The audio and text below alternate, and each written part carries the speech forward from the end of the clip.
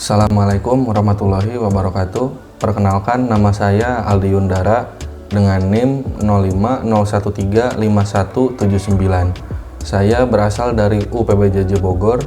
Pada video sesi kali ini, di sini saya akan mengerjakan tugas 1 praktikum mata kuliah basis data. Oke, di sini ada contoh kasus dari soal tugas 1 pada sesi kali ini. Pada sebuah perguruan tinggi, mahasiswa akan mengambil mata kuliah yang ditawarkan.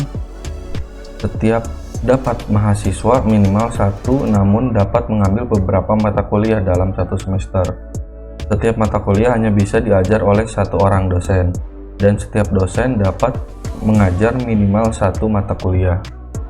Tugas 1 pada sesi kali ini yaitu dari kasus tersebut buatlah PRD dengan tahapan atau langkah yang sesuai panduan. Jadi langkah pertama di sini laporan tugas 1 saya. Langkah pertama yaitu mengidentifikasi dan menetapkan seluruh entiti yang terkait. Nah, jadi dalam kasus yang tadi, dalam kasus yang ini kita dapat mengetahui entiti-entitinya. Jadi yang pertama ada mahasiswa, lalu ada mata kuliah, dan yang ketiga ada dosen. Oke, kita langsung buatkan IRD-nya.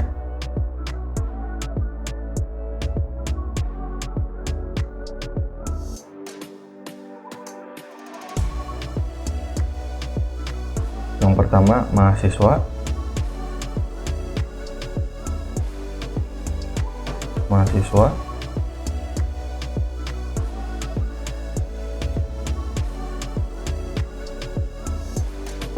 lalu mata kuliah,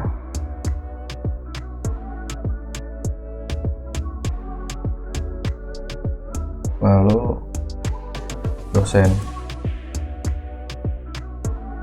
Nah, ini sudah diketahui entitinya. Lalu langkah yang kedua, di sini menentukan atribut-atribut atau field dari masing-masing entiti beserta kunci key-nya.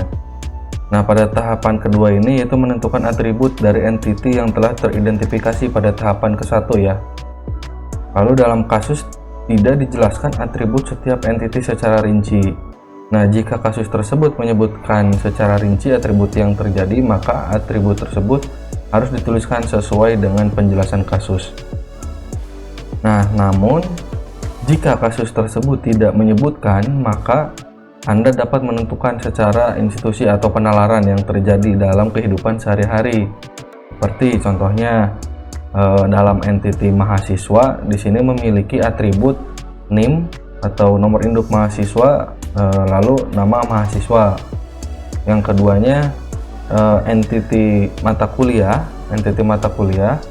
di sini memiliki atribut kode mata kuliah dan juga nama mata kuliah.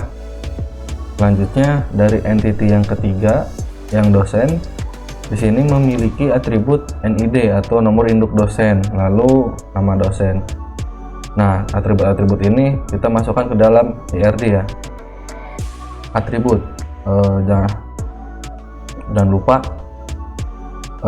logo-logonya ya, seperti ini. Entity, lalu atribut, lalu relasi ya. Jadi kita di langkah yang kedua, kita masukkan atribut. Nah, oke, atribut pada entiti mahasiswa adalah NIM dan nama mahasiswa. Nama mahasiswa.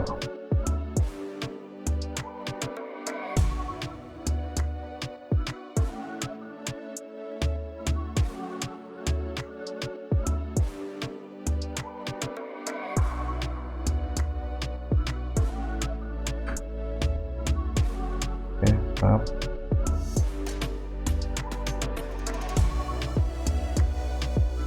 Di sini NIM, lalu pada atribut mata kuliah ada kode MK dan nama mata kuliah.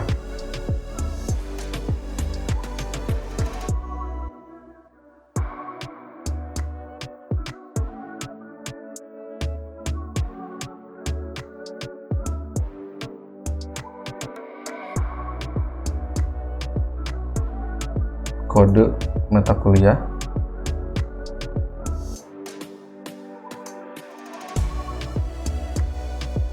Oke. Di sini nama mata kuliah.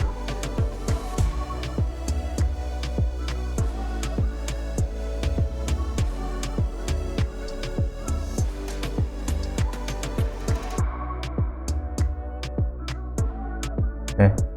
Selanjutnya pada entity dosen, di sini ada NID sama nama dosen ya.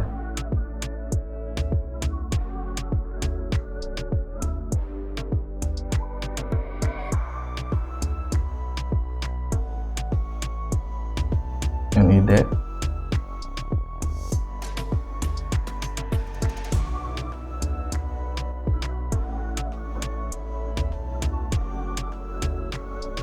Nama dosen. Oke, kita sudah memasukkan atribut-atribut pada masing-masing entity. Lalu pada tahapan yang ketiga, mengidentifikasi dan menetapkan seluruh himpunan relasi di antara himpunan-himpunan entity. Oke, jadi setelah mendapatkan entity dan atribut, tahapan ketiga adalah melakukan identifikasi relasi yang memungkinkan beserta kunci tamu atau Porygen. Dalam menentukan relasi, salah satu cara untuk memudahkan dengan membuat metrik relasi antara setiap entitas. Nah, ini sebagai contoh metrik relasi adalah sebagai berikut. Di sini ada entity, lalu ini relasinya ya. Contoh di sini mahasiswa dengan mata kuliah, relasinya meregistrasi. Seperti itu. Nah, tabel di atas merupakan tabel metrik relasi yang memungkinkan antara setiap entity. Cara membaca metrik relasi tersebut adalah bisa dari kiri ke kanan.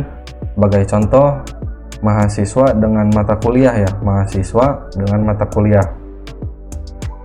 Maka relasi yang terjadi adalah meregistrasi ini. Dosen dengan mata kuliah, dosen dengan mata kuliah adalah relasinya mengajar. Kita masukkan masing-masing relasi.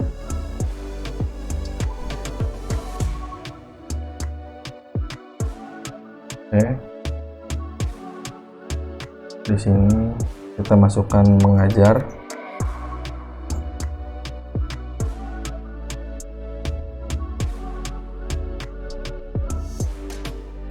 Di sini kita masukkan meregistrasi.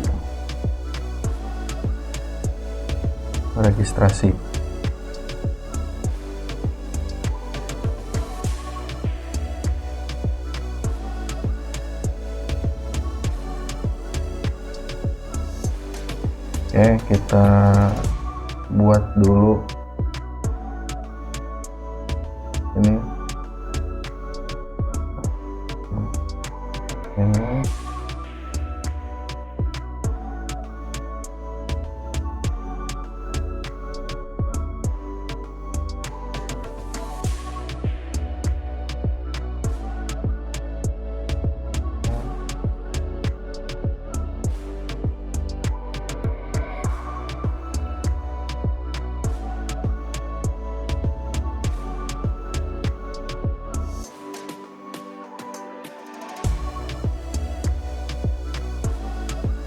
Kita buat seperti ini dulu sebelum ke langkah yang keempat.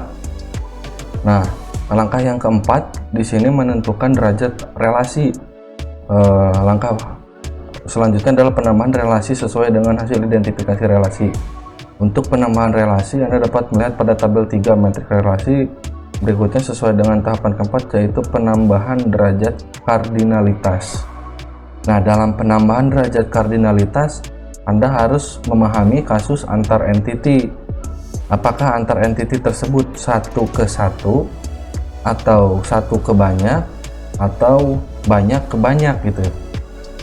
Nah, untuk mendeteksi derajat kardinalitas, perhatikan ringkasan dari kasus bagi berikut. Itu banyak mahasiswa meregistrasi banyak kuliah, banyak dosen mengajar minimal satu mata kuliah. Nah, sehingga dari ringkasan kasus tersebut terbentuk derajat kardinalitas. Yang A, mahasiswa dengan mata kuliah yaitu adalah MN atau banyak ke banyak.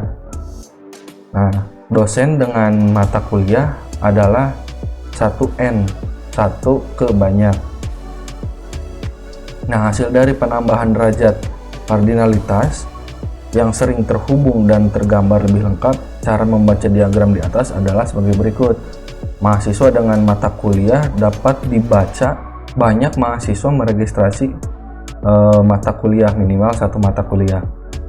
Yang kedua, dosen dengan mata kuliah dapat dibaca satu dosen mengajar banyak mata kuliah, namun satu mata kuliah hanya diajar oleh satu dosen.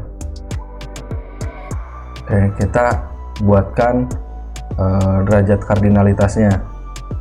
Itu yang pertama, mahasiswa dengan mata kuliah, yaitu banyak dengan banyak ke banyak, berarti MN ya. MN, mahasiswa dengan mata kuliah. Oke, kita rubah, yang ini kita hapus, banyak ke banyak. Oke,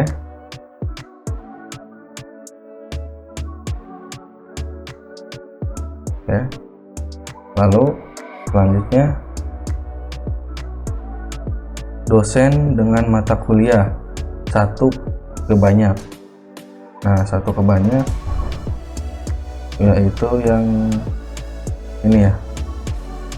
Oke, ini kita hapus dulu, satu ke banyak. Nah, di sini dosen itu mana ya? Nah, satu dosen mengajar banyak mata kuliah, namun satu mata kuliah yang diajarkan itu hanya diajarkan oleh satu dosen. Nah, berarti di sini satu ke satu gitu, dari dosen ke mengajar, satu ke satu. Nah, seperti ini, satu ke satu.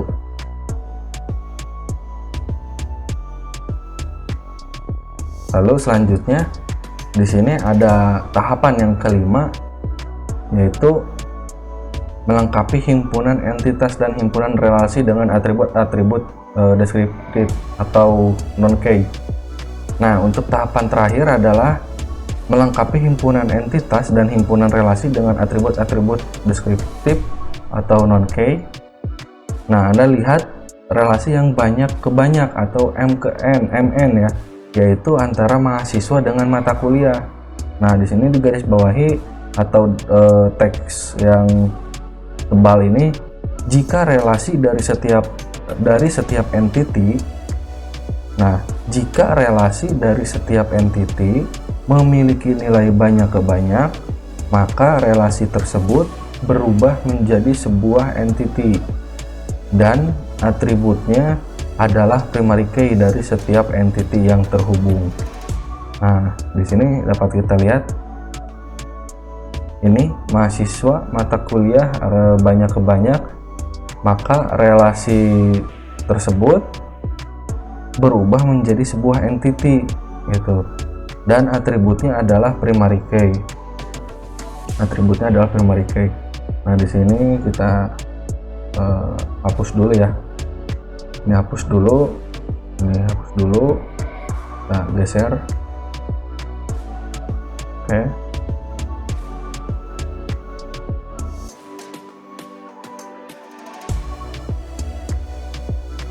Nah, berubah menjadi sebuah entity dan atributnya adalah primary key.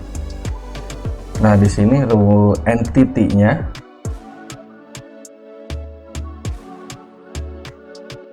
entity-nya oh jangan ini, copy aja.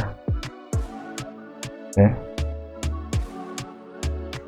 entity-nya di sini dari relasi ini karena banyak ke banyak, berubah menjadi entity. Nah, kita coba edit registrasi ya, registrasi MK,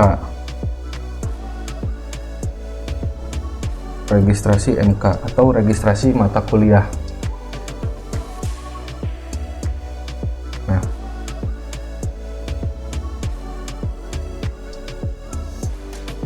oke, di sini dari relasi mata kuliah ada di registrasi ya. Nah, lalu kita tambahkan derajat kardinalitasnya yang di sini menjadi 1.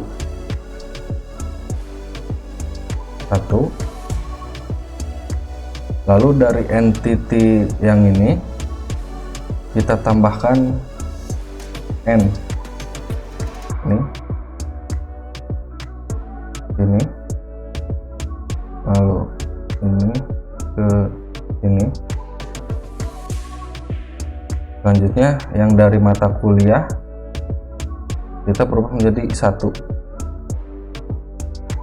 Nah, karena sebelumnya dari relasi mahasiswa mata kuliah ini dia MN ya, banyak ke banyak, jadi berubah menjadi entity. Nah, dan atributnya adalah primary key dari setiap entity yang terhubung. Nah, kita lanjut ke ini, buatkan primary key-nya dari setiap entity yang terhubung. Nah, di sini ada NIM dan kode mata kuliah.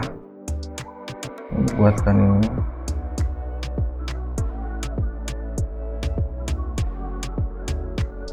Nah, ini menjadi primary key.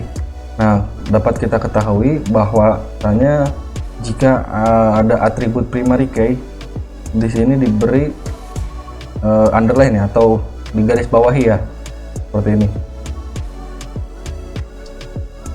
Nah, ini kita underline kode mata kuliah underline,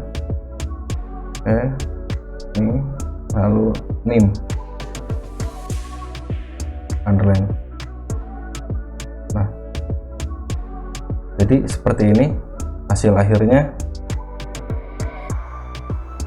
hasil akhir dari kasus yang disebutkan pada soal tugas 1 ya, atau kasus yang disebutkan pada contoh kasus tugas 1 ini.